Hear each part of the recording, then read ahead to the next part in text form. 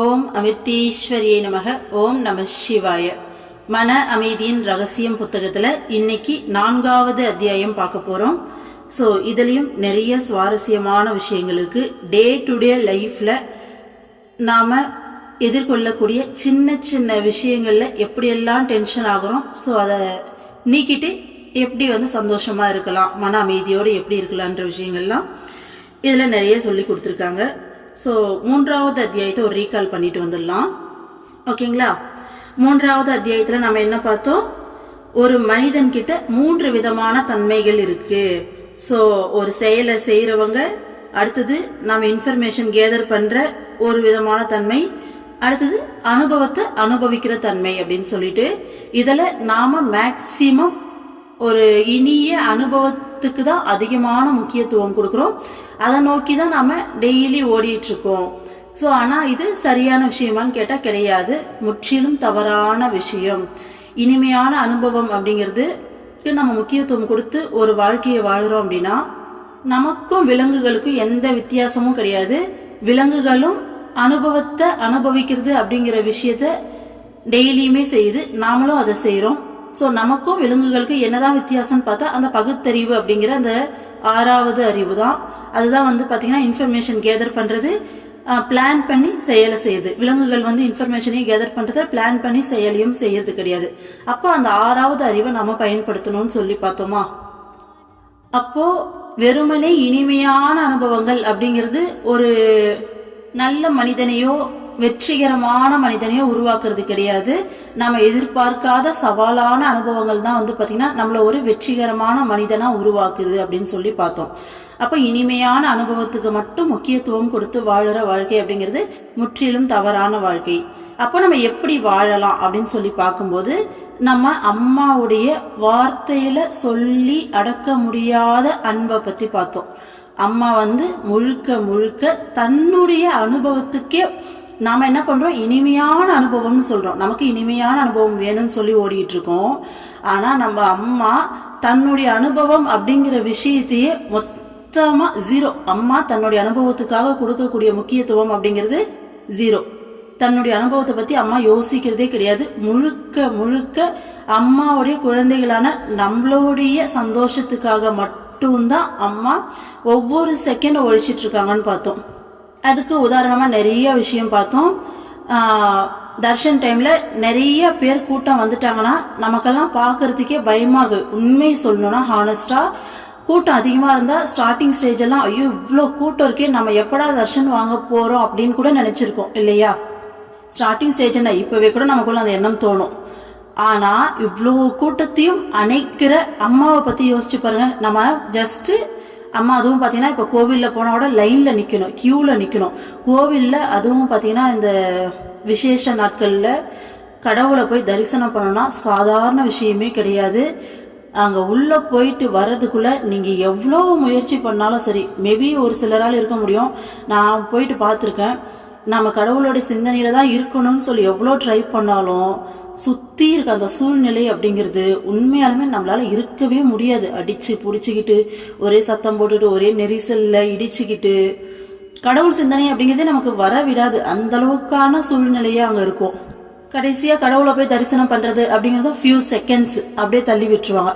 இதுதான் எப்பேற்பட்ட கோவிலா இருந்தாலும் இந்த அனுபவம் தான் நமக்கு கிடைக்குது. ஆனா கடவுளே அவதாரம் எடுத்து அம்மா நேர்ல உட்கார்ந்துருக்காங்க. அம்மா கஷ்டப்பட்டு கட்டி பிடிச்சிட்டு இருக்காங்க. ஒவ்வொருத்தருக்கும் அந்த கையை எடுத்து எடுத்து கட்டி பிடிச்சி ஒவ்வொருத்தருடைய மனநிலையும் கேட்டு அவங்களுக்கு ஆறுதல் கொடுத்து அவங்களுக்கு பிரசாதம் கொடுத்து அம்மா அனுப்புறாங்க.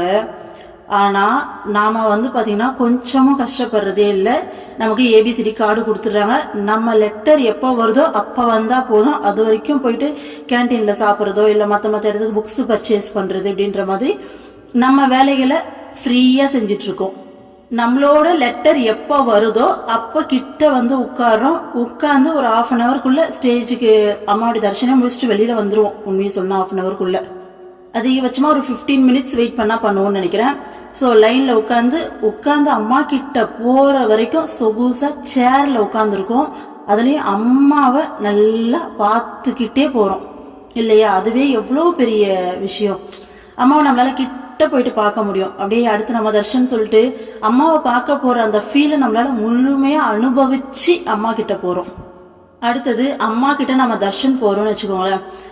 நாம இப்போ அம்மா பர்த்டே டைம்ல லட்சக்கணக்கான பக்தர்கள் கூடுறாங்க. 1,00,000 பேர் கூடினாலும் அம்மா ஒருத்தருக்கும் முழுமையான இம்பார்ட்டன்ஸ் தராங்க.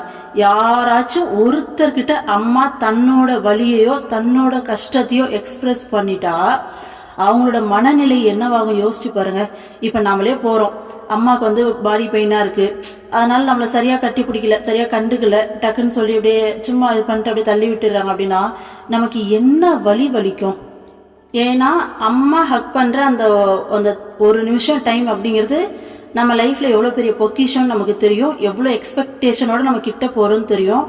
அப்ப அம்மா முழுக்க தன்னுடைய உணர்வுக்கோ தன்னுடைய அனுபவத்துக்கோ முக்கியத்துவமே கொடுக்கறது இல்ல. முழுசா நம்மளுடைய எக்ஸைட்மெண்ட், நம்மளுடைய எதிர்பார்ப்பு, நம்மளுடைய அந்த பாசம், நம்மளோட பக்தி இதெல்லாம் மட்டும்தான் பார்த்து அதுக்கேற்ற ரியாக்ஷன் தான் அம்மா கொடுக்குறாங்க. ஏன்னா நம்ம ஏதாச்சும் ஒரு சின்னதா ஒரு முகசொலிப்பு காமிச்சிட்டா கூட நம்ம குழந்தையோட மனசு என்ன பாடுபடும்ன்றது அம்மாவுக்கு நல்லாவே தெரியும். அப்ப முழுக்க நம்மளோட அனுபவத்துக்கு மட்டும்தான் அம்மா அங்க முக்கியத்துவம் கொடுக்குறாங்க.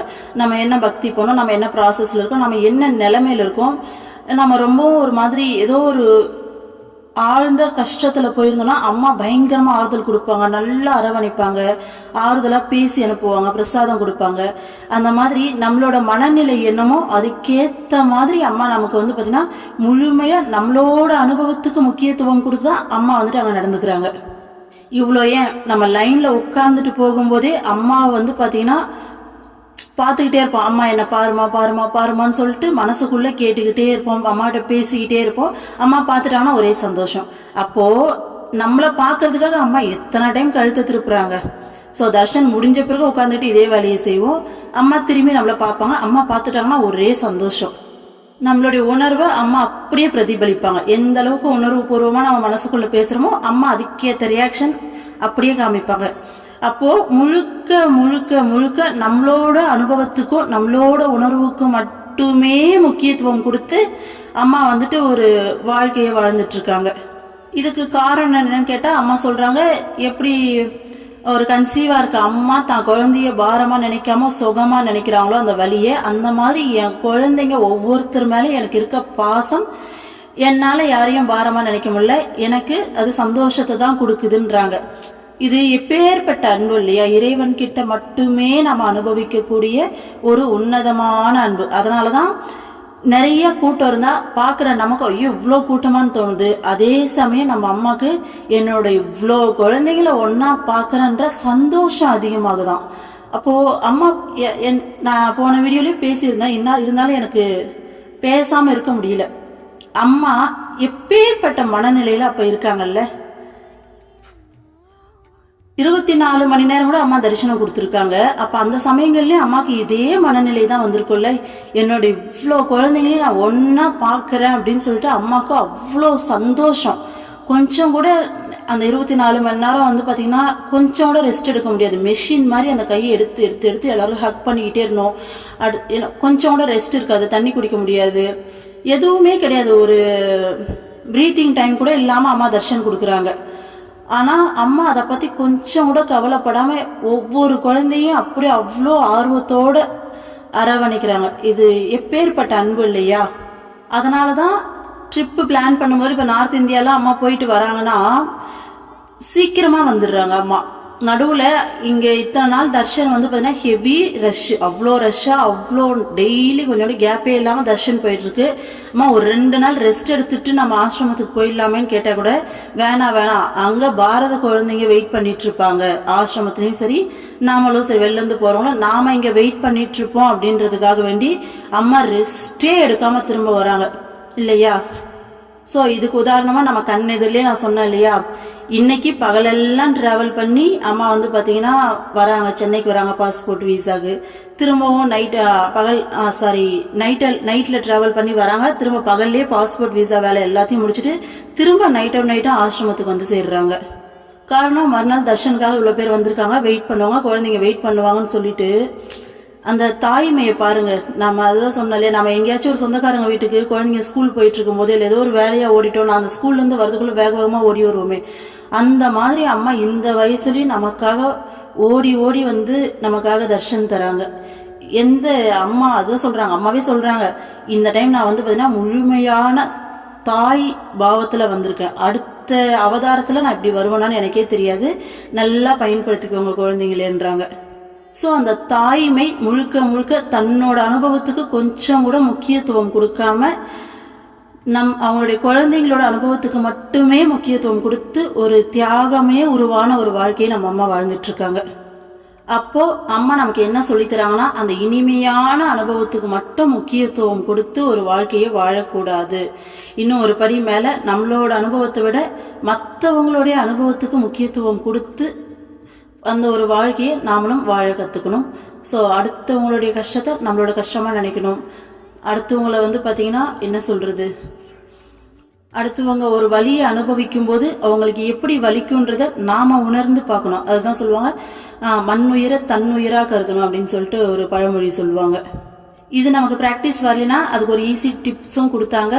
ஸோ இந்த உலகத்தில் இருக்க எல்லாருமே அம்மாவோட குழந்தைங்கன்னு பார்க்கும்போது இந்த உலகமே நம்மளோட சகோதர சகோதரியா தெரிய ஆரம்பிப்பாங்க. அப்போ நம்மளால ஈஸியா மற்றவங்களோட உணர்வுகளை புரிஞ்சுக்கிட்டு நடந்துக்க முடியும் அப்படின்னு சொல்லிட்டு. அப்போ ஒரு பொருளை நாம அனுபவிக்கிறத விட அது உண்மையாலுமே தேவையா இருக்க, ரொம்ப அவசியமான தேவையா இருக்க ஒருத்தருக்கு கொடுத்து அவங்க அனுபவிக்கிறத நாம பார்க்கும்போது அப்ப ஏற்படுற மன நிறைவு அப்படிங்கிறது வந்து பாத்தீங்கன்னா ரொம்ப அதிகம். அதை அனுபவிச்சு பார்த்தா தான் தெரியும். இந்த மாதிரி செயல்களை நம்ம செய்ய ஆரம்பிக்கும் போது நம்மளுடைய மன தூய்மை அதிகரிக்கும். ஸோ நமக்குள்ள இருக்கிற ஆத்மாவுடைய ஆனந்தத்தை நம்மளோட மனசு நல்லா பிரதிபலிக்கும் அப்படின்னு சொல்லி பார்த்தோம். அப்போ கடைசி நம்ம என்ன சொல்லி முடிச்சிருந்தோம், எது செய்யறதா இருந்தாலும் நம்ம அம்மா கிட்ட கேட்டுட்டு அம்மா சரின்னு சொன்னா செய்யற அந்த ஹேபிட்டை நம்ம வளர்த்துக்கணும். ஏன்னா நமக்கு பகுத்தறிகிற தன்மை, நம்ம கண் எதிரில் இருக்கிறத வச்சு நம்ம முடிவு பண்ணுவோம். நமக்கு அதுக்கு பின்னாடி என்ன நடக்குதுன்னு தெரியாது. ஆனா அம்மா கடவுளா இருக்கிறதால அம்மாவுக்கு எல்லாமே தெரியும். அப்ப நம்ம அம்மா கிட்ட கேட்டு செய்யற செயல் தான் ரொம்ப உத்தமமான ஒரு செயலா இருக்கும்னு சொல்லி முடிச்சிருந்தோம். இன்னைக்கு 4வது அத்தியாயம். அத்தியாயத்துடைய தலைப்பு வந்து பாத்தீங்கன்னா ஆத்ம சிந்தனை. ஒரு மகானுக்கு பக்தர் ஒருவர் விலையுயர்ந்த ரத்தினத்தை காணிக்கையாக அளித்தார். இவ்விஷயம் ஊரார் மத்தியில் வெகு வேகமாக பரவியது. சில நாட்களிலேயே ஒரு கிராமவாசி மகானை அணுகி தனக்கு பொருளாதார சிக்கல் இருப்பதாகவும் அதை தீர்த்து வைக்க உதவுமாறும் வேண்டினான். மகான் சிறிதும் தயக்கமின்றி தன்னிடமிருந்த ரத்தினத்தை எடுத்து அவனிடம் கொடுத்தார். கிராமவாசி மிகவும் மகிழ்ந்து மகானை வணங்கி விடை பெற்று வீட்டிற்கு சென்றான். ஆயினும் மறுநாளே மகானிடம் திரும்பி வந்த அவன் பார்வைக்கு மிகவும் சோர்வாக காணப்பட்டான். அவன் மகானை வணங்கி ரத்தினத்தை அவரிடம் திரும்ப கொடுத்தான். என்ன விஷயம் என்று மகான் கேட்டார். கிராமவாசி, சுவாமி, நேற்று இரவு என்னால் கண்களை மூடக்கூட முடியவில்லை. நீங்கள் அந்த விலையுயர்ந்த ரத்தினத்தை சிறிதும் தயக்கமின்றி தந்ததிலிருந்து அதைவிட சிறந்த பொருள் உங்களிடம் இருக்கிறது என புரிந்தது. அந்த ரத்தினத்தை அவ்வளவு சுலபமாக எனக்கு தரச் செய்த விலை மதிக்க முடியாத பொருளை அருள் கூர்ந்து எனக்கு தர வேண்டுகிறேன் என்று பிரார்த்தித்தான். மகான், அதை பெறுவதில் உனக்கு உண்மையிலேயே விருப்பம் இருக்கிறதா? எப்பாடுபட்டாவது அதை பெற விரும்புகிறாயா என்று கேட்டார். கிராமவாசி ஆம் என்று பதிலளித்தான். ஆகவே கிராமவாசியை சீடனாக ஏற்ற மகான் அவனுக்கு ஆத்ம தத்துவத்தையும் ஆத்ம சாதனைகளையும் புகட்டலானார். விலை மதிப்பற்ற ஆத்ம ஞானத்தை பெறுவதற்கு நாம் உண்மையிலேயே ஆர்வத்துடன் இருந்தால் அதை அளிக்க அம்மா தயாராக இருக்கிறார்.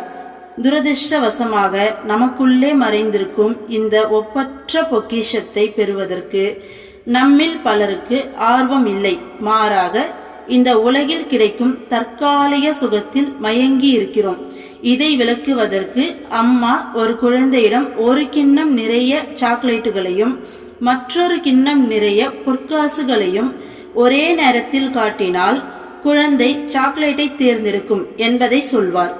ஏனெனில் பொற்காசுகளை கொண்டு எவ்வளவு சாக்லேட்டுகளை வேண்டுமானாலும் வாங்க முடியும் என்பதை குழந்தை அறிவதில்லை. சோ கதை உங்களுக்கு நல்லாவே புரிஞ்சிருக்கும். ஒரு மகானுக்கு பக்தர் விலையுயர்ந்த ஒரு ரத்தினத்தை காணிக்கையா தராரு.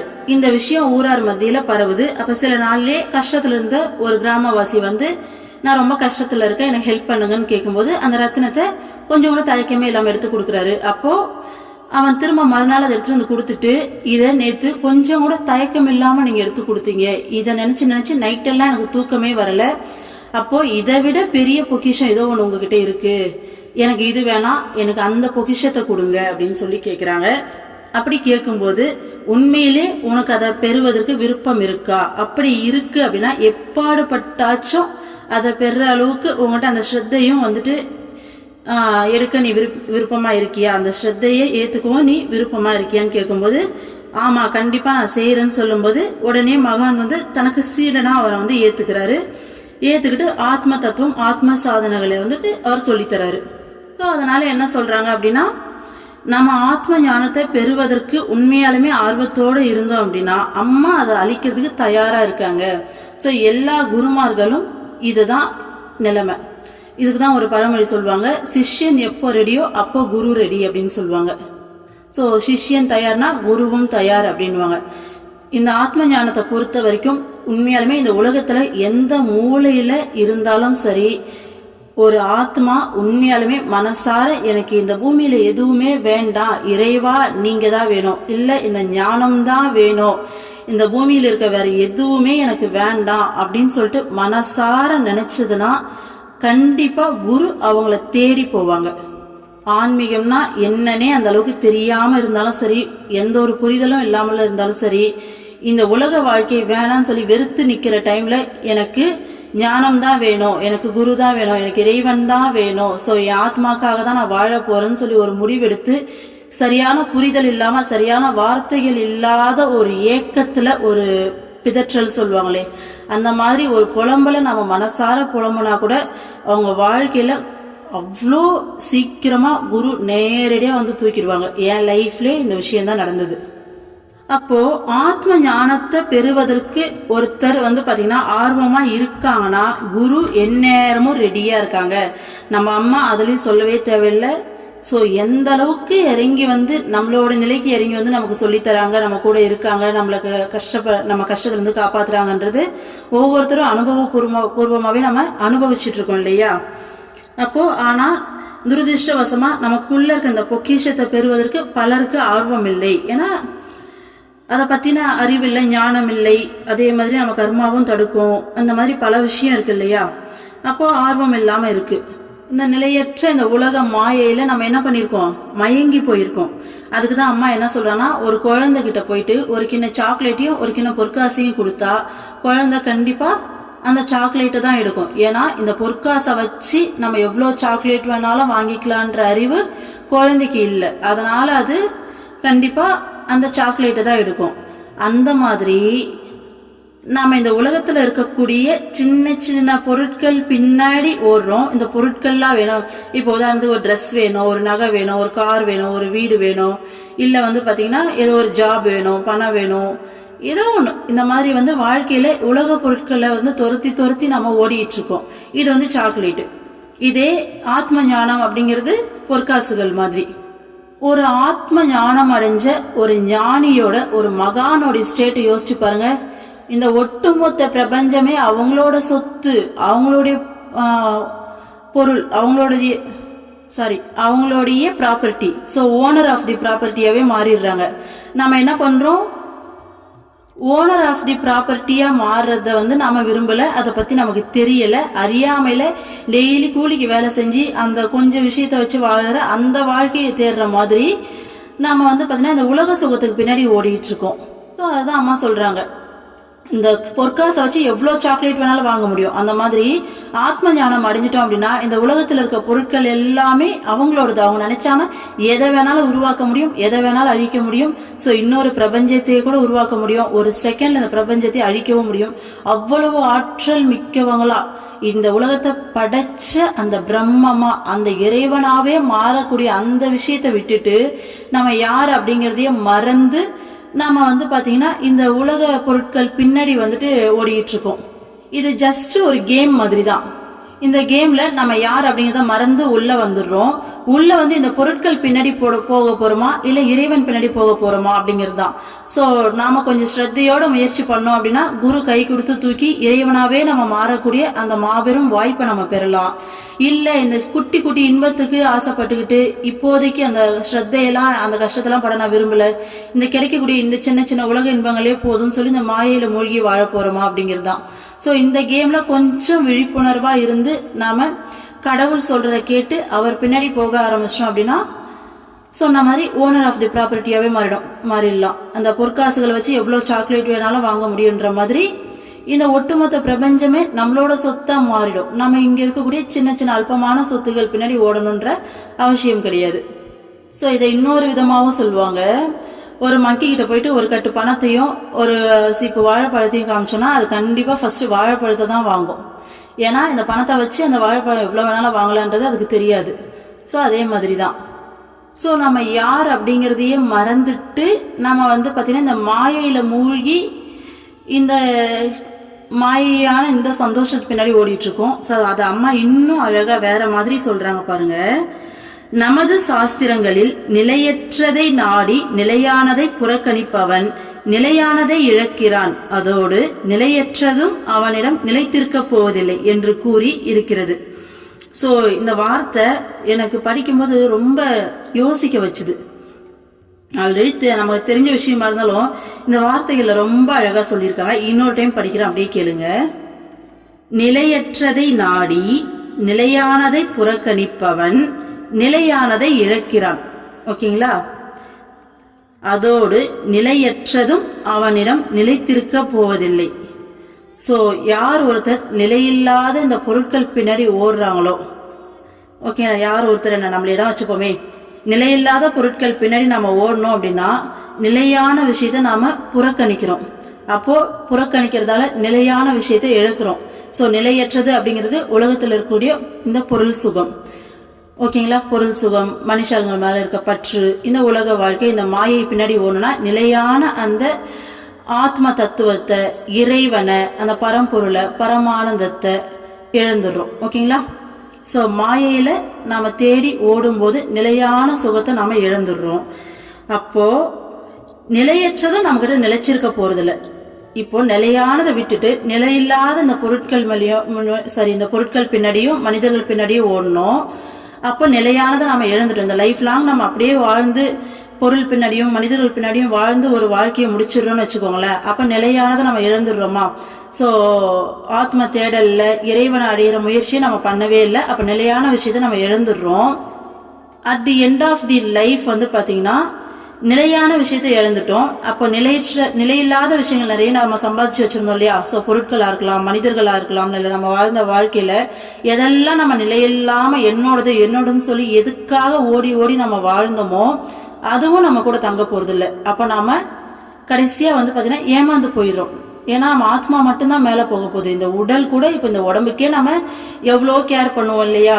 ஸோ பெடிக்யூர் என்ன மெடிக்யூர் என்னன்னு சொல்லிட்டு எவ்வளோ விஷயம் இருக்கு இல்லையா? அப்போ இந்த உடம்பை எவ்வளோ கேர் பண்றோம். இந்த உடம்பே நம்ம கூட வரப்போறது இல்லை, ஆத்மா மட்டும்தான் போக போகுது. அப்ப நிலையில்லாத விஷயங்கள் பின்னாடி போகும்போது நிலையான விஷயத்தையும் இழந்துடுறோம், நிலையில்லாத இந்த நம்ம சேர்த்து வச்ச எல்லா விஷயங்களையுமே இழந்துடுறோம். அப்ப ரெண்டுமே இல்லாம ஏமாந்து போயிடுறோம். அதுக்காக உடம்பை கேர் பண்ண வேணாம்னு சொல்லல. ஸோ திருமந்திரத்துல திருமூலர் சொல்வாரு, உடம்பை வளர்த்தேன் உயிர் வளர்த்தேனேன்னு சொல்லிட்டு. அதாவது நாம இறைவனை அடையறதுக்கு பேஸே இந்த உடம்பு தான். இந்த உடம்பு ஆரோக்கியமா இருந்தாதான் நம்மளால இறைவனை அடைய முடியும். ஸோ அதனால இறைவனை அடையிறதுக்காக இந்த உடம்பை நம்ம ஆரோக்கியமா வச்சுக்கணும். அதே சமயத்துல இந்த உடம்பை பாதுகாக்கிறன்ற பேர்ல இறைவனை மறக்காம பாத்துக்கணும். உண்மையை சொல்லலாம், பக்தியில மூழ்கும் போது நம்ம உடம்புக்கு எது வந்தாலும் இறைவன் பார்த்துப்பாரு, அது வேற விஷயம். ஸோ அந்த அளவுக்கு பக்தியில மூழ்கிறது நம்ம முயற்சி பண்ணணும். ஆக மொத்தம் கான்செப்ட் என்ன, நிலையில்லாத பொருட்கள் பின்னாடி போகும்போது நிலையான விஷயத்தையும் நம்ம புறக்கணிச்சிடறோம். அப்ப நிலையானதும் நமக்கு கிடைக்காது, நிலையில்லாத இந்த விஷயங்களும் நம்ம கூட வரப்போறதில்ல. ஆக மொத்தம் கடைசியா ஜீரோவா நிக்கிறோம், ஏமாந்து போயிடுறோம். இதே நிலையான விஷயத்தை தேடணும் அப்படின்னா பொருள் செல்வம் நம்ம கூட வராது, ஆனா அருள் செல்வம் நம்ம கூட எப்பயுமே வரும் இல்லையா? அப்ப நிலையான விஷயத்துல தேடி ஒரு டிராவல் பண்றோம், அந்த லைஃபை வந்து பாத்தீங்கன்னா ஒரு டிராவல் பண்றோம் அப்படின்னா நம்ம அடுத்த ஜென்மம் எடுக்கும்போது இந்த டிராவல் நம்ம எது வரைக்கும் பண்ணி முடிச்சோமோ அதுல இருந்து நமக்கு கண்டினியூ ஆகும். ஸோ அதுக்கு அடுத்த டிராவல் தான் நம்ம அடுத்த ஜென்மத்துல பண்ணுவோமே தவிர திரும்பவும் எல்லாத்தையும் மறந்து ஃபர்ஸ்ட்ல இருந்து டிராவல் பண்றோம்லாம் கிடையவே கிடையாது. நம்மளே எடுத்துக்கோங்க, இதுக்கு முன்னாடி ஜென்மத்துல என்ன பண்ணிட்டு இருந்தோம்லாம் தெரியாது. ஆனா இதே உலகத்துல இந்த ஆன்மீகம்லாம் தேவையே கிடையாதுன்னு சொல்லிட்டு இந்த மாயையில மூழ்கி வாழற எவ்வளோ பேரை நம்மளை சுத்தியே பாக்குறோம் இல்லையா? நமக்கு மட்டும் எப்படி இந்த ஆன்மீக நாட்டம் வருது, எப்படி அம்மாவை தேடி ஓடுறோம். ஸோ அம்மாவை லைஃப்ல வந்து நம்மளை தூக்கிட்டாங்க. இருந்தாலும் அம்மா தூக்கும் போது நம்ம விடாப்பிடியா பிடிச்சி அம்மா கூட நம்ம போயிட்டு செட்டில்ட் ஆயிடணும், நம்ம நல்ல ஒரு ஆன்மீக முன்னேற்றம் அடைஞ்சிடணும், அம்மாவை அடைஞ்சிடணும்னு சொல்லி ஒரு துடிப்போட ஓடிட்டு இருக்கோம் இல்லையா? ஸோ கண்டிப்பா இது அம்மாவுடைய அருளால தான் நடக்குது. இருந்தாலும் நம்மளால அந்த டிராவல் பண்ண முடியுது இல்லையா? ஸோ அதுதான் முன் ஜென்மத்து தொடர்பு, அதுவும் ஒரு காரணம். அதாவது என்ன சொல்ல வரனா, விட்ட இடத்துல இருந்து தான் தொடர போறோம். அதனால இதுக்காக நம்ம ஸ்பெண்ட் பண்ற டைமோ வந்து பாத்தீங்கன்னா எந்த விதத்துலயும் வேஸ்ட் ஆகுது. ஆனா இந்த உலக பொருட்களை தேர்றதுக்காக நம்ம ஸ்பெண்ட் பண்ற எல்லா விஷயமும் வந்து பாத்தீங்கன்னா கண்டிப்பா வேஸ்ட் ஆஃப் டைம் தான். கடைசியா போகும்போது எதுவுமே இல்லாம ஏமாந்து போயிடுவோம். ஸோ இந்த ஸ்பிரிச்சுவல் லைஃப்ல வந்து பாத்தீங்கன்னா நம்ம எந்த அளவுக்கு தேடி ஓடி ஒரு முன்னேற்றத்தை அடைஞ்சு வச்சிருக்கோமோ ஸோ அதிலிருந்து இருந்து அடுத்த ஜென்மத்துல இருந்து நம்ம கண்டினியூ பண்ணலாம். அடுத்தது பாருங்க, பேர் புகழ் செல்வம் ஆகியவைகளை நாடி வாழ்நாளெல்லாம் பாடுபட்டால் நமது நிஜ சொரூபமான ஆத்மாவை அறியும் வாய்ப்பை இழந்து விடுகிறோம். முடிவில் இவையும் நமது உற்றார் உறவினரும் நம்மை விட்டு விலகி விடுவர். இந்த விஷயத்தில் நம்மால் எதுவும் செய்ய முடியாது. நமது நிஜ சொரூபத்தை அறிவதற்கு வாழ்க்கையை பயன்படுத்த போகிறோமா இல்லையா என்பது மட்டுமே நமது விருப்பத்திற்கு உட்பட்டதாக இருக்கிறது. சோ அதுதான் சொல்றாங்க, பேர் புகழ் செல்வம் இதெல்லாம் நாடி ஒரு வாழ்க்கையை நம்ம வாழ்ந்தோம் அப்படின்னா வாழ்க்கை ஃபுல்லா பாடுபட்டாலும் சரி நம்ம ஆத்மாவை அறிகிற வாய்ப்பை வந்து நம்ம இழந்துடுறோம். முடிவில் வந்து பாத்தீங்கன்னா இந்த பேரு புகழ் செல்வம் எல்லாமே நம்மளை விட்டு போயிடுது. நம்மளோட உற்றார் உறவினரும் நம்ம கூட வரப்போறதில்ல, அவங்களும் வந்து பாத்தீங்கன்னா இங்கதான் இருக்க போறாங்க. ஸோ அவங்கவுங்க டைம் வரும்போது அவங்கள அந்தந்த ஆத்மாவுடைய டிராவல் தனித்தனியாக தான் இருக்க போகுது. ஸோ யாரும் நம்ம கூட வரப்போகுது, நம்ம ஆத்மா மட்டும் தான் தனியாக போக போகுது. இந்த விஷயத்துல நம்மளால எதுவுமே செய்ய முடியாது, இதுதான் நடக்க போகுது.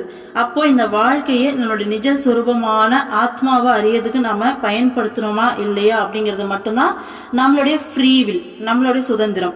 ஸோ நம்மளுடைய விருப்பத்துக்கு உட்பட்டதா இருக்கு. இதை சூஸ் பண்ண வேண்டியது நம்மளோட வேலை. அடுத்தது பாருங்க, சமீபத்தில் அம்மாவிடம் ஒரு நிருபர், உலகம் அறியாத ஒரு கிராமத்தில் பலர் அறியாத பெண்ணாய் இருந்த நீங்கள் இன்று உலகம் போற்றும் ஆன்மீக மற்றும் மனித நேயமிக்க தலைவர்களுள் ஒருவராக திகழ்கிறீர்கள். உங்களுடைய கடந்த கால வாழ்க்கையை திரும்பி பார்க்கையில் எப்படி உணர்கிறீர்கள் என்று கேட்டார். இதற்கு அம்மா, நான் கடந்த காலத்தை நினைத்து பார்ப்பதில்லை, எப்போதும் என்னையே பார்க்கிறேன் என்று பதிலளித்தார். இது அம்மா கண்ணாடியின் முன்னே நின்று தமது பிரதிபிம்பத்தை பார்ப்பதாக பொருள்படாது. மாறாக கடந்த காலத்தை நினைத்து வருந்துவதும் இல்லை, எதிர்காலத்தை எண்ணி ஆவல் கொள்வதும் இல்லை. ஏனெனில் அம்மா எப்போதும் தமது நிஜ வடிவான ஆத்மாவிலேயே மனம் குவிந்தவராக இருக்கிறார். ஸோ ஒரு ப்ரெஸ் மீட் மாதிரி அதில் வந்து கொஸ்டின் பண்ணுறாங்க அம்மாவை. யாருக்குமே தெரியாத ஒரு கிராமத்தில் இருந்த ஒரு பெண்ணான நீங்கள் இன்னைக்கு உலகம் போற்றும் ஆன்மீக தலைவியா இருக்கீங்க, மனிதநேய மிக்க தலைவர்கள்ல ஒருத்தரா இருக்கீங்க. இதை உங்களுடைய கடந்த காலத்தை திரும்பி பார்க்கும்போது நீங்க என்ன நினைக்கிறீங்கன்னு கேட்குறாங்க. இவங்க வந்து பார்த்தீங்கன்னா கொஸ்டின் ப்ரிப்பேர் பண்ணிட்டு வருவாங்க இல்லையா? ஸோ அந்த மாதிரி நார்மல் ஹியூமன் பீயிங்க்கு அப்படின்னு நினச்சி கொஸ்டின் ப்ரிப்பேர் பண்ணிட்டு வந்துட்டு இருக்காங்க. ஆனால் நம்ம அம்மா அந்த மகானோட ஸ்டேட் என்ன அப்படிங்கிறது அவங்களுக்கு தெரியல. அப்போ அம்மாவோடைய பதில பாருங்க, நான் கடந்த காலத்தை பற்றி நினைக்கிறதே கிடையாது, எப்பயுமே நான் என்னையே பார்க்குறேன் அப்படின்றாங்க. ஸோ என்னையே பார்க்குறேன் அப்படிங்கிறது கண்ணாடி முன்னாடி நிறுத்தி நம்மளோட உருவத்தை பார்க்கறது இல்லை அப்படின்றாங்க. அப்போ நான் கடந்த காலத்தை பற்றி நினைக்கிறது இல்லை, எதிர்காலத்தை பற்றி நான் வந்து ஆர்வப்படுறதும் கிடையாது. எப்பயுமே அம்மா தன்னுடைய ஆத்மாவில் நிலைச்சி இருக்காங்க. ஸோ அதுதான் அம்மா அப்படி சொல்லியிருக்காங்கன்னு சொல்றாங்க. நம்ம எல்லாருக்குமே தெரியும், ஒரு மகானுடைய ஸ்டேட் இப்படிதான் இருக்கும் இல்லையா? நமது மனம் புற உலகில் நாட்டமுடையதாக இருக்கும் போது உலகில் நிகழும் மாற்றங்கள் நம்மை பாதிக்கின்றன. புற உலகில் உள்ள ஒவ்வொன்றும் மாறுதலுக்கும் அழிவுக்கும் உட்பட்டவையாகும். நாம் யாரையாவதோ அல்லது எதையாவதோ இழந்து விட்டாலோ, ஏதாவது மாறியோ மறைந்தோ போய்விட்டாலோ நமக்கு வருத்தமும் கோபமும் ஏமாற்றமும் மற்ற பொருந்தாத உணர்ச்சிகளும் ஏற்படுகின்றன. ஆனால் நமது நிஜ சொரூபமான ஆத்மாவோ மாறுதலற்றது. அது எங்கும் நிறைந்தது, எல்லாம் வல்லது, எல்லாம் அறிவது. இந்த ஆத்மஸ்வரூபத்தில் நமது மனது நிலைத்து நிற்கும் போது நாம் பூரண திருப்தியுடன் இருப்போம், ஆனந்தத்தை மட்டுமே அனுபவிப்போம். சோ அம்மா என்ன சொன்னாங்க, நான் கடந்த காலத்தை நினைச்சு வருத்தப்படுறதும் கிடையாது, எதிர்காலத்தை நினைச்சு ஆர்வப்படுறதும் கிடையாது, எந்நேரமும் என்னுடைய ஆத்மாவில நான் நிலைச்சு இருக்கேன் அப்படின்னாங்க. இப்போ அப்படியே நம்மளோட ஸ்டேட்டுக்கு வராங்க. நாம என்ன பண்றோம், நம்மளுடைய ஆத்மால நம்மளுடைய உள்ளுக்குள்ள நம்ம கவனம் செலுத்துறது இல்ல, அதுக்கு மாற புற உலகத்துல நாட்டமுடையதா இருக்கும்போது, ஓகேங்களா, அப்போ நமக்கு என்ன நடக்குது, இந்த உலகத்துல ஏற்படுற மாற்றங்கள் எல்லாம் நம்மள வந்து பாதிக்குது. மகான்களுக்கு அதனாலதான் தனக்கு உள்ளுக்குள்ள அந்த கவனத்தை செலுத்தி இருக்கும்போது தன்னுடைய ஆத்மால நிலைச்சிருக்கிறதால சுத்தி என்ன நடந்தாலும் அவங்க கொஞ்சம் கூட பாதிப்படையவே மாட்டாங்க. அந்த ஆழ்ந்த அமைதியிலையும் அந்த பேரானந்தத்திலையுமே நிலைச்சு இருப்பாங்க. வெளி உலகம் அப்படின்னால பரவாயில்ல, அவங்களுடைய சொந்த உடல்லே ஒரு காயமோ ஒரு கஷ்டமோ வந்தா கூட அவங்க வந்துட்டு பாத்தீங்கன்னா அதை பெருசா எடுத்துக்கவே மாட்டாங்க. இந்த உடம்புக்கு அது நடக்குதுன்னு சொல்லிட்டு உடம்பையே ஒரு தேர்ட் பார்ட்டியா வச்சுதான் பார்ப்பாங்க. என்ன நேரமும் அந்த ஆத்ம சைத்தன்யத்துல அப்படியே நிலைச்சு இருப்பாங்க. ஆனா நாம அதுக்கு மாறா இந்த உலகத்தை சுத்தி இருக்க உலகத்தை கான்சென்ட்ரேட் பண்ணும்போது அங்க நடக்கக்கூடிய மாற்றங்கள் எல்லாம் நம்மள பாதிக்குது. சோ எப்படி பாதிக்குது அப்படின்னா, எப்படி இந்த உலகத்துல இருக்க எந்த விஷயமே நிலையானது கிடையாது இல்லையா, எல்லாமே மாற்றத்துக்கு உட்பட்டது, அழிவுக்கு உட்பட்டது. இதை நம்ம முதல்ல அக்செப்ட் பண்ணணும், யோசிக்கணும். வெளியில இருக்க எந்த ஒரு விஷயமே நிலையானது கிடையாது. நம்ம ஒரு விஷயம் பார்க்குறோம், அது மேல ஒரு பற்று வைக்கிறோம்னா அது எப்பயுமே இப்படியே இருக்கும் அப்படின்னு கிடையவே கிடையாது. ஒரு ஸ்டேஜ்ல அது கண்டிப்பா ஒரு மாற்றத்துக்கு உள்ளாகும் அல்லது ஒரு அழிவுக்கு உள்ளாகும் அப்படிங்கிறது நிதர்சனமான உண்மை. அப்போ அந்த உண்மையை ஃபர்ஸ்ட் நம்ம அக்செப்ட் பண்ணணும். அப்படி அக்செப்ட் பண்ணிக்கிட்டோம் அப்படின்னாலே நம்ம வந்துட்டு ஒரு மைண்ட் செட் ஆயிடுவோம். நம்ம அது மேல ஒரு ஆர்வமே நமக்கு இருந்தா கூட நம்ம ஏத்துக்க தயாரா இருப்போம். இருக்கும்போது அனுபவிப்போம், அது இல்லாதப்ப நமக்கு மனசு அந்த அளவுக்கு வருத்தப்படாது. ஏன்னா ஆல்ரெடி நம்ம அதை அக்செப்ட் பண்ணிக்கிட்டோம். அது எப்படியா இருந்தாலும் ஒரு நாளைக்கு அழிய போகுது, இல்ல ஒரு மாற்றத்துக்கு உள்ளாக போகுது அப்படிங்கிறது. ஓகேங்களா? சோ அதனால நமக்கு இந்த புற உலகத்தை சார்ந்து நம்ம வாழறதால நம்மளுடைய மைண்ட் வந்து பாத்தீங்கன்னா புற உலகத்துல நாட்டமுடையதா இருக்கிறதால இந்த புற உலகத்துல இருக்கக்கூடிய ஏதோ ஒரு விஷயமோ இல்ல யாரோ ஒரு பர்சனையோ நம்ம இழந்து விடும்போது இல்லது ஏதாச்சும் ஒரு விஷயம் மாறும்போது நமக்கு மன கஷ்டம் வருது, மன வருத்தப்படுறோம், கோபம் வருது, ஏமாற்றம் வருது. இந்த மாதிரியெல்லாம் பொருந்தாத உணர்ச்சிகள் எல்லாம் நமக்குள்ள தோன்றுது. அப்போ இவ்வளோ நாளா நம்ம இதெல்லாம் யோசிச்சதே இல்லை. ஏதோ பண்றோம், அப்படி என்ன சொல்றது, ஏதோ ஒரு விஷயம் நடக்கும்போது டக்கு நமக்கு ஒரு கோவம் வருது, அழுறோம், கஷ்டப்படுறோம், கோவப்படுறோம். அதுக்கப்புறம் வந்து பாத்தீங்கன்னா கொஞ்ச நாள் கழிச்சு அந்த வலி கொஞ்சம் கொஞ்சமா குறையுது, மாறிட்டு அடுத்து போயிட்டே இருக்கும். ஆனா இந்த விஷயங்கள்ல நம்ம யோசிச்சு பார்க்கும்போது கண்டிப்பா இதுக்கு மேல லைஃப்ல வரக்கூடிய கஷ்டங்கள் அப்படிங்கறத ஒரு மனசு வந்து ஒரு நிலையா யோசிச்சு அந்த வலி கண்டிப்பா குறையும் அப்படின்னு சொல்லிட்டு நான் நம்புறேன். ஃபர்ஸ்ட் விஷயம் நம்ம மைண்ட்ல பிக்ஸ் பண்ண வேண்டியது, வெளியில பார்க்கக்கூடிய எந்த ஒரு விஷயமே நிலையானது கிடையாது, எல்லாமே மாற்றத்துக்கு உட்பட்டது. ஓகேங்களா? அப்ப அனுபவிக்கும் போதும் நாம ஒரு கான்சியஸோடயே அனுபவிக்கணும். இந்த கான்சியஸ்னஸ் வந்தாலே நமக்கு பாதி வலி குறையும். ஏன்னா எப்படி நம்ம ஒரு மூவி பார்க்கும்போது நம்ம பார்க்கறது மூவி தான் அப்படிங்கிற உணர்வோடையே பார்ப்போம், அது உண்மை அப்படிங்கிற உணர்வு வராது. இதே நேர்ல ஒரு மர்டர் பார்க்கறதுக்கும் மூவில ஒரு மர்டர் பார்க்கறதுக்கும் ஒரு வித்தியாசம் இருக்கு இல்லையா? ஸோ மூவில என்னதான் நமக்கு மனசு வலிச்சாலும் அழுதாலும் கஷ்டப்பட்டாலும் வெளியில வந்து கொஞ்ச நேரம் நம்ம அந்த மைண்ட் செட்ல இருக்கும், அது மூவி தான் அப்படின்னு சொல்லிட்டு நம்ம அடுத்து கொஞ்ச நேரத்துல ரிலாக்ஸ் ஆயிட்டு நம்ம வேற விஷயங்களை கான்சென்ட்ரேட் பண்ண ஆரம்பிச்சிருவோம். இதே நேர்ல ஒரு விஷயம் பார்த்தா ஸோ இந்த வித்தியாசம் இருக்கும். நேர்ல ஒரு விஷயத்த தன்னைத்தானே முழுமையா இழந்து ஈடுபடுற அந்த மனநிலை தான் இப்போ நாம இந்த அறியாமையில எல்லா விஷயங்களையும் ஃபேஸ் பண்ணிட்டு இருக்கிறது.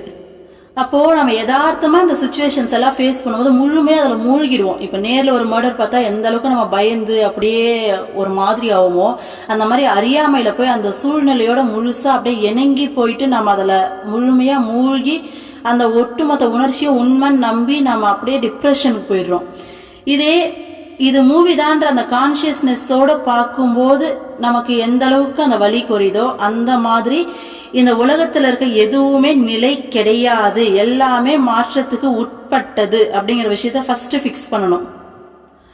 அடுத்தது, நாம பல லட்சம் பிறவிகள் எடுத்திருக்கோம். இது சத்தியமான உண்மை. எல்லா மகான்களும் சொல்றாங்க. இது பொய்யா இருக்க வாய்ப்பு இல்லையே. மகான்கள் எதுக்கு நம்ம கிட்ட வந்துட்டு சும்மா சொல்லணும்? ஏன்னா நம்மளால நம்ப முடியாது. என்னாலே ஸ்டார்டிங்ல நம்ப முடியாது. இப்ப இருக்கிற இந்த உலகம் நான் பார்த்துட்டு இருக்கிற இது மட்டும்தான் உண்மைன்னு நினைப்பேன். ஸோ பிறவி எல்லாம் உண்மை, அடுத்த ஜென்மெல்லாம் உண்மையா பொய்யா அதெல்லாம் எனக்கு தெரியாது. அதெல்லாம் உண்மை இல்லை. நான் ஏன் அதெல்லாம் யோசிக்கணும்? நான் கண்ணில் பார்க்குற இந்த உலகம் தான் உண்மை நினைச்சு வாழ்ந்த காலம் உண்டு. அம்மா லைஃப்ல அம்மா சொன்ன பிறகுதான் இந்த எல்லா விஷயத்தையும் முழுமையா என் மனசு ஏத்துக்க ஆரம்பிச்சது. ஓ, அப்ப இதெல்லாம் உண்மைதானா? அப்ப இதுக்கு முன்னாடி நான் இத்தனை டைம் பிறந்திருக்கேன், இது எல்லாமே உண்மைதானா?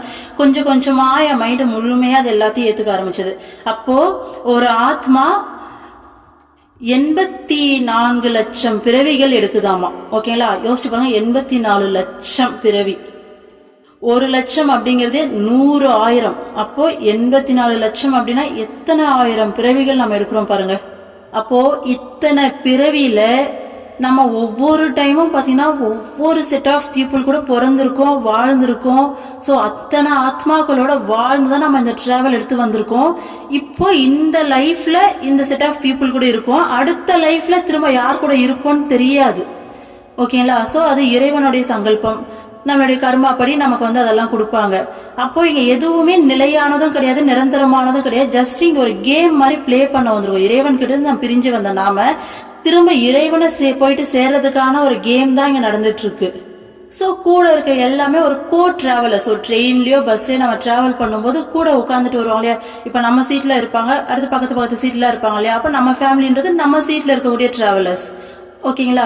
அடுத்து சுத்தி இருக்கவங்களாம் சொந்தக்காரங்க பந்தக்காரங்க மாதிரி. அடுத்து பக்கத்து கம்பார்ட்மெண்ட்லாம் சொந்த ஊர் அப்படின்ற மாதிரி. அடுத்தடுத்து இருக்கிறதெல்லாம் வெளியில எல்லாருமே. அந்த மாதிரி எல்லாருமே கோ டிராவலர்ஸ். அவ்வளோதான். அப்ப இதெல்லாம் நம்ம திங்க் பண்ணி பார்க்கணும். போன ஜென்மத்துல ஒருவேளை நான் எந்த மாதிரி வீட்டுல பிறந்திருப்பேன், இல்ல என்ன பிறவி எடுத்திருப்பேன், அங்க யாரெல்லாம் இருந்திருப்பாங்க, அவங்க கூட எப்படி வாழ்ந்திருப்பேன், அடுத்த ஜென்மத்துல நான் எப்படி வாழ போறேன், இப்ப என் கூட இருக்கவங்களாம் போன ஜென்மத்துல என் கூட என்னவா இருந்திருப்பாங்க, இப்படிலாம் நிறைய திங்க் பண்ணி பார்க்கும்போது நம்ம மைண்ட் பார்த்தீங்கன்னா அக்செப்ட் பண்ணிடும். இப்போ எனக்கு மாமியாரா ஒருத்தர் என்னை கஷ்டப்படுத்திட்டு இருக்காங்க அப்படின்னா, ஏதோ ஒரு பிறவில நான் மாமியாரா இருந்து அந்த ஜீவனை கஷ்டப்படுத்தி இருப்பேன். அதனாலதான் அந்த கர்மா தான் இன்னைக்கு எனக்கு சேருது. அப்போ இங்க எல்லாமே கால்குலேஷன் தான், வேற ஒண்ணுமே கிடையாது. இதெல்லாம் உணரும் போது நமக்கு யார் மேலே அந்த கோபமும் வராது. அதே மாதிரி அந்த ஒரு விழிப்புணர்வுலயும் இருக்கும். நம்ம ஒரு மூவில பார்த்துட்டு இருக்கோம் அப்படிங்கிற அந்த விழிப்புணர்வோட உலகத்துல இருக்க விஷயங்களை பார்க்க முடியும்.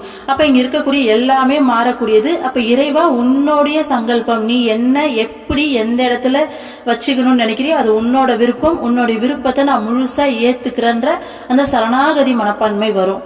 அப்ப வெளி உலக விஷயங்கள் அப்படிங்கிறது நம்மள அந்த அளவுக்கு பாதிக்காது. கொஞ்சம் கொஞ்சமா நம்ம ஆத்மா முன்னேற்றம் அடைவோம். அட் த சேம் டைம் நம்ம அம்மா கிட்ட இருக்கிறதால நம்மளையும் நம்ம ஃபேமிலியும் அம்மா ரொம்பவே எவ்வளவு பத்திரமா பாத்துக்கிறாங்கிறது நமக்கு தெரியும். அம்மாக்கு தேவையெல்லாம் நம்மளுடைய மனசளவுல மாறி அந்த மன முதிர்ச்சி அடைந்து இறைவனை நோக்கி இறைவனை உறுதியா பிடிக்கணுங்கிற ஒரு விஷயம் தான். மற்றபடி நம்மளை சுத்தி நின்று எவ்வளவு பாதுகாப்பு கொடுத்து நம்மளை பாத்துக்கிறாங்க அப்படிங்கறத நாம அனுபவபூர்வமாவே உணர்ந்துகிட்டு இருக்கோம் இல்லையா? அப்போ இந்த உணர்வுல நாம இருக்கும்போது சுத்தி நடக்கிற எந்த ஒரு விஷயமும் நம்மள அதிகமா பாத்தீங்கன்னா பாதிப்புக்குள்ளாக்காது. நமக்கு வருத்தம், கோபம், ஏமாற்றம் இப்படிங்கிற பொருந்தாத உணர்ச்சிகள் எல்லாம் கொஞ்சம் கொஞ்சமா குறைஞ்சிக்கிட்டே வரும். ஒரு ஸ்டேஜ்ல அது வரவே வராது இல்லையா? அடுத்தது பாருங்க. சோ ஃபர்ஸ்ட் பாயிண்ட் சேர்த்தே படிக்கிறேன். நாம் யாரையாவதோ அல்லது எதையாவதோ இழந்து விட்டாலோ, ஏதாவது மாறியோ மறைந்தோ போய்விட்டாலோ நமக்கு வருத்தமும் கோபமும் ஏமாற்றமும் மற்ற பொருந்தாத உணர்ச்சிகளும் ஏற்படுகின்றன. ஆனால் நமது நிஜ சொரூபமான ஆத்மாவோ மாறுதலற்றது. அது எங்கும் நிறைந்தது, எல்லாம் வல்லது, எல்லாம் அறிவது. அந்த ஆத்மஸ்வரூபத்தில் நமது மனது நிலைத்து நிற்கும் போது நாம் பூரண திருப்தியுடன் இருப்போம், ஆனந்தத்தை மட்டுமே அனுபவிப்போம். சோ இந்த உலகத்துல இருக்க மனிதர்களும் பொருட்களும் இந்த உலகம் மொத்தமாவே மாறுதலுக்கு உட்பட்டது. இங்க மாறாத ஒரே விஷயம் நம்மளுடைய ஆத்மஸ்வரூபம். நம்மளுடைய ஆத்மஸ்வரூபம் அப்படிங்கிறது என்னன்னா இறைவன், அந்த பரம்பொருள், பரபிரம்மம், இறை சக்தி. அதுதான் நம்மளுடைய ஆத்மஸ்வரூபம். அது மட்டும்தான் இங்க நிலையானது. ஓகேங்களா? மற்றபடி மற்ற எல்லாமே மாயா, ஒரு மாய உலகம், ஒரு கேமா பாருங்க. இந்த உலகம் ஃபுல்லா இந்த சக்தி மட்டும் உண்மை இந்த இடத்துல. மற்றபடி இந்த உலகத்தில் இருக்க எல்லாமே அந்த சக்தியால் உருவாக்கப்பட்ட மாயை. இந்த மாயையை மீறி அந்த சக்தியை நம்ம பிடிக்கணும். அந்த சக்தியை நம்ம உறுதியா பிடிச்சிட்டோம்னா நம்ம ஜெயிச்சிட்டோம் அந்த கேம்ல. இல்லை இந்த மாயைக்குள்ள நம்ம மயங்கிட்டோம்னா கேம்ல தோத்துட்டோம். இவ்வளவுதான்.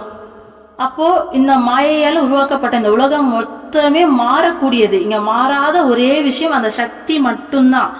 அந்த சக்தி பாத்தீங்கன்னா அதுதான் நம்மளுடைய ஆத்மான்றாங்க. அது எல்லா இடத்துலயும் நிறைஞ்சு இருக்கு. எல்லாம் வல்லது, எல்லாம் அறிவது.